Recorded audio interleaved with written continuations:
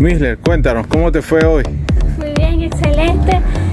Realmente felicito el trabajo que ejecuta el señor Jairo y todo su equipo.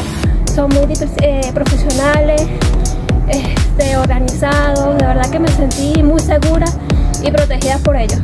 Una de las cosas que me atreví a venir y a disfrutar esta experiencia es el nivel de capacitación y profesionalismo que ellos presentan y esa seguridad. Me sentí muy segura con ellos. De verdad, muchas gracias a él y todo su equipo. De verdad, Vale, gracias.